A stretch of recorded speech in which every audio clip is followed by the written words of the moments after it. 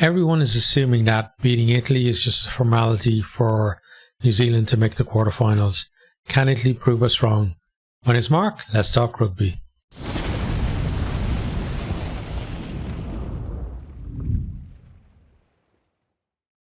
New Zealand versus Italy. This is at the OL Stadium in Lyon. It's on Friday 29th of September. Kickoff is 8 p.m. BST. This is world number 4 versus world number 11, but those spots 2, 3 and 4 have just switched around so much during this tournament, and even Ireland were at times very close in terms of New Zealand were right on the heels, and then South Africa up until last round of games as well were basically a tiny margin behind them as well. So the top 4 in the world are just so close at the moment, and I can't remember a time since the rankings have come out that the top 4 have been so close together that any one of them could potentially beat the other on their day, and that kind of talks a little towards the task that faces Italy in this one. But we'll talk a bit more about that after we look at the teams. So we're going to start with the All Blacks. So the front row for this one, we got Tu'ungafasi, Taylor and Laulala. So Tu'ungafasi and Laulala coming into the World Cup, they wouldn't have been the first choice starting props. You would have had the Groot at loose head and Lomax at tight head, and then Taylor himself and Coles have been kind of swapping in and out of the team. It doesn't seem, to me at least, that either of them is considered to be the absolute out and out starter at hooker, and I think them swapping in and out may actually help the team as well.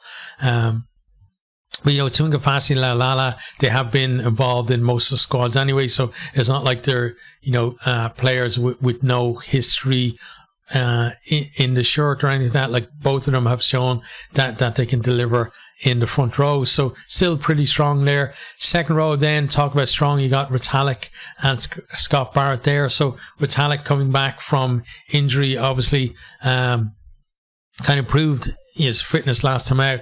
He probably will be the one though to go off for Whitelock when the changes are made. The back row, then we got Frizzell, Papali'i and Surveyor. So Surveyor is the captain for this one. We've seen him captain in the absence of Sam Cane. Sam Cane is in the 23 today, but he's on the bench. But the thing with Surveyor is that when he's captain, he's kind of leading by example, because it's very rare that he's not the best player on the pitch. Even if he doesn't win man of the match, he's still such a skillful player, and so powerful as well, that he generally is able to just kind of say to the guys, listen, just follow me, I'm going to lead you.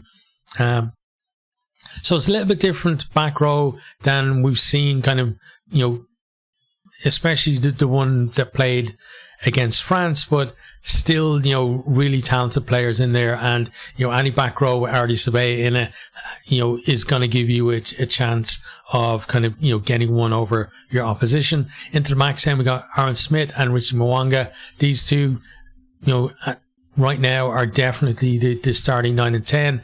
Coming into, through the Rugby Championship, we saw kind of Smith cementing his place, and then we saw Damien McKenzie getting run out of 10, but Richie Mwanga I think he offers a little bit more of a rounded game than Damien McKenzie. We talked about McKenzie against the likes of Namibia, that he's probably the 10 that you want, because he's so good at just putting people through gaps and being a threat with the ball himself as well. But Mwanga gives you, a better all-around kicking game and just better game management, I think, and then better kicking from the tee as well.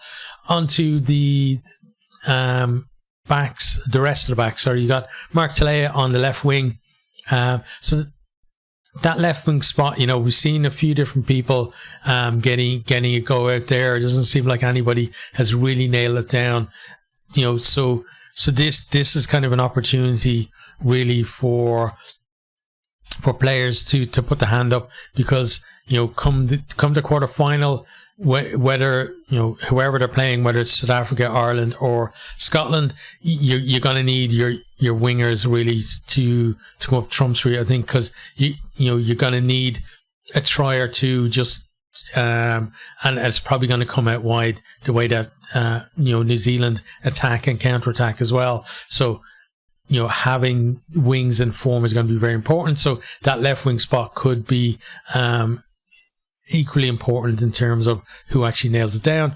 The centres then, we've got Jordie Barrett and Rieko Ioane. So this was the preferred centre partnership coming into the tournament, and they've returned to their starting berths as well. I think they really complement each other as well. Both of them can carry hard, but then Jordie has that little bit extra in terms of maybe being a little bit more of a distributor, and then Ricky probably has a little bit more power, I would say, and just finishing ability. Talking about finishing ability, then you got Will Jordan on the right wing. Like the guy, he almost just has to turn up to a test match and he gets awarded a try. He scores so many, it's crazy. At fullback then we got Beauden Barrett. So again, second distributor there. He coming into the line, he's solid on the high ball. He obviously gives you that extra kicking option from back there as well. And he's worked really well there. And it's one of the reasons why himself and Richie Mo'unga, why Damien McKenzie finds it so hard to actually get into the starting team. Onto the subs bench then. We have Dane Coles is the backup hooker. We got Tamati Williams and Tyrone Lomax, the covering props. So I'd imagine Lomax is going to get at least 20 minutes in this one. You got then Sam Whitelock there coming on. He's probably going to come on, as I said, I'd imagine for Retallick. They might want to get minutes into Retallick's legs, but he may need to be the one to come off, maybe with 15 minutes or so to go. You got Sam Kane there as well, the captain.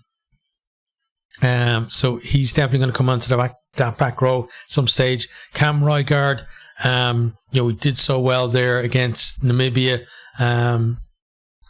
Just showed what a threat he is, finishing off tries, running with the ball as well, and basically showing that, he's the man putting his hand up to be the backup to Aaron Smith at 9.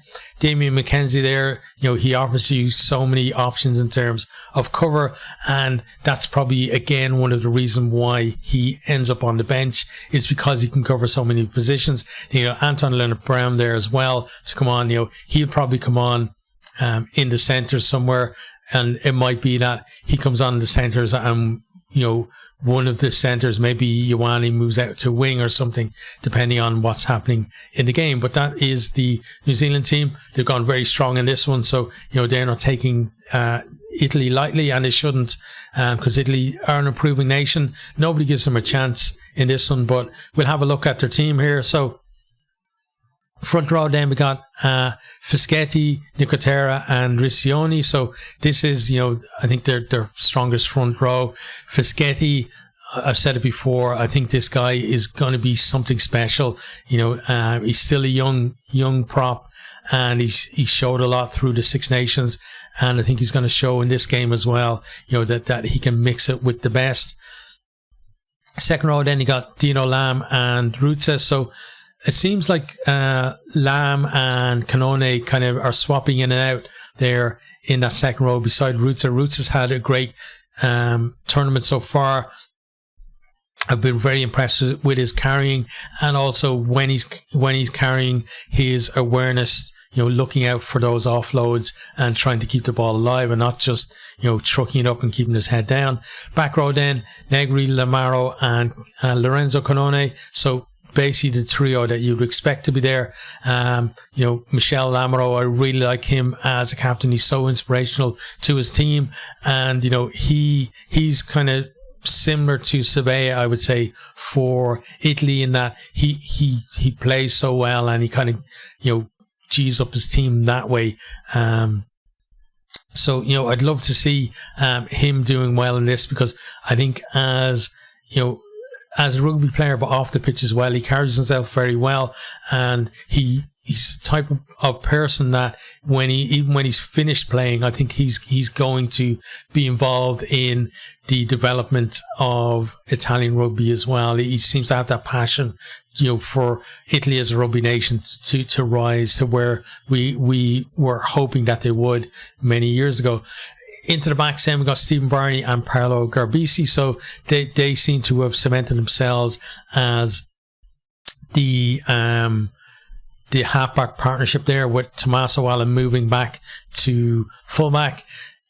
On the wings then we got Monte Ioane and Capuozzo. So again, right wing, we saw Bruni and Pani getting chances in there. Saw Odogwu as well getting a chance on the wing.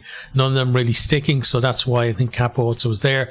Allen gives you a second distributor as well at fullback. The centres then we've got Morisi and Brex, and these two are the best two available, barring injury for them.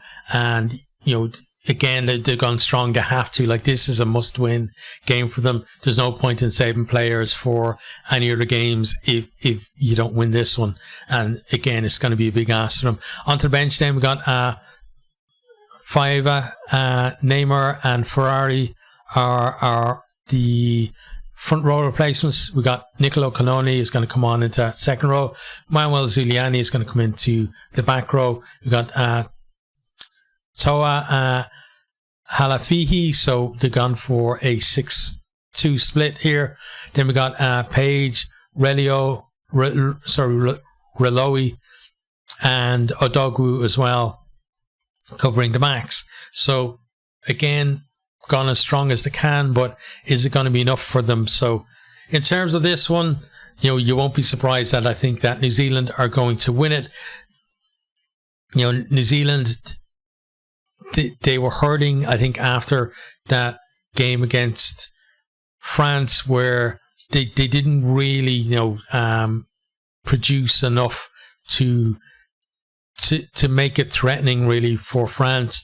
Then obviously they had that massive win versus Namibia to kind of exercise those demons, but now it's back to the team pretty much that played against France, looking for redemption here.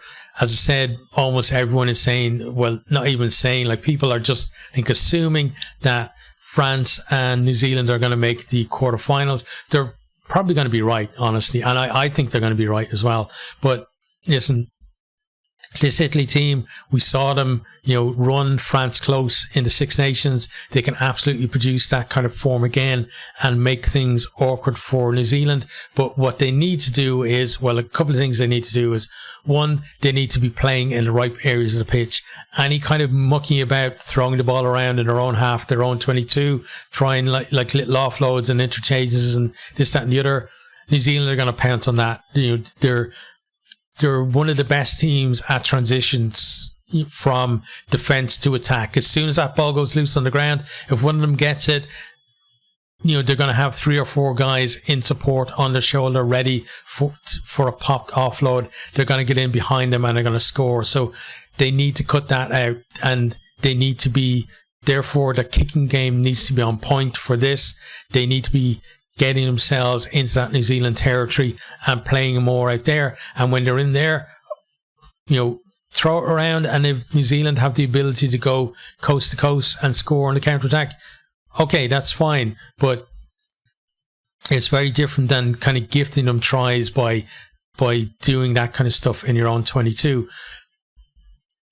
And then the other thing as well, I think, is that back row is going to be really important for them in this one. They certainly have the ability to put it up to this New Zealand back row. But, if Survey is hot and the other two are having good games as well, it could be a long day at the office for the likes of Negri, Lamaro and Lorenzo Canone. But listen, Italy, they are an improving nation, and, it would be amazing if they could pull off an upset here, just to kind of say to the rugby world, listen, you wrote us off, but we did it. I don't think it's going to happen, but I hope that they at least put in a performance in this one. But I think New Zealand are actually going to take it to win.